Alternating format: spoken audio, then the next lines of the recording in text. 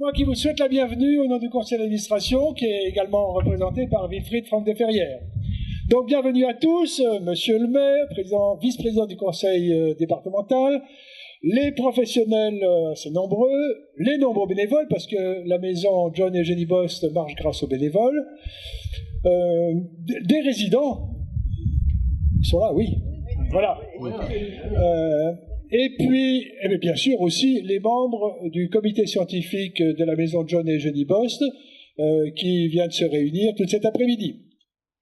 Alors, je ne vais pas faire un long discours, simplement, avant de donner la parole aux principaux de ceux qui ont préparé cette exposition temporaire. Voilà, alors je rappelle une des visées, enfin quelques-unes des visées de cette maison John et Jenny Bost. D'abord, le président y tient beaucoup, participer à l'animation culturelle, touristique et historique de la vallée de la Dordogne, en lien, bien sûr, avec la Société d'histoire du protestantisme de la vallée de la Dordogne, mais d'autres associations ici, l'ARA et le maximum d'associations qui visent à valoriser notre très riche patrimoine. Ensuite, nous voulons contribuer à l'évolution du regard sur les handicaps et les maladies mentales. Alors, il y a cette maison, il y a des sites, il y a l'exposition téléchargeable qui sera à votre disposition dans 3 ou 4 jours. Et puis, il y a les nombreuses publications, dont une qui paraît aujourd'hui même, justement, sur la chaise qui roule.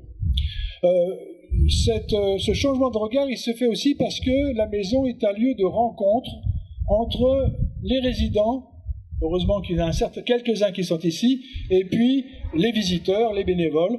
On a bien vu autour de l'été dernier tous ces liens qui ont pu, et ces échanges, et ces rencontres, et ces découvertes qui ont pu se vivre grâce à la maison.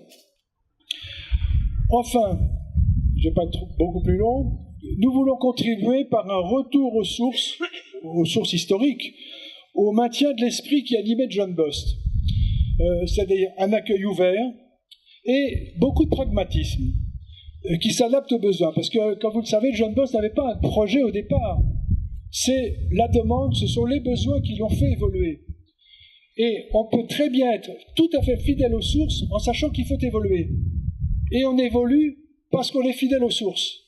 Vous voyez cette problématique très importante, et je pense que la maison de John Bost, avec la nouveauté de ce qu'elle est depuis 1 an, et puis les racines qu'elle porte, contribue bien à ce lien entre le passé, le présent et le futur. Je donne maintenant la parole à Laurent Gervereau. Alors je ne vais pas dire tous ses titres. Ici pour nous, il est principalement le président du comité scientifique de la maison John et Jenny Bost.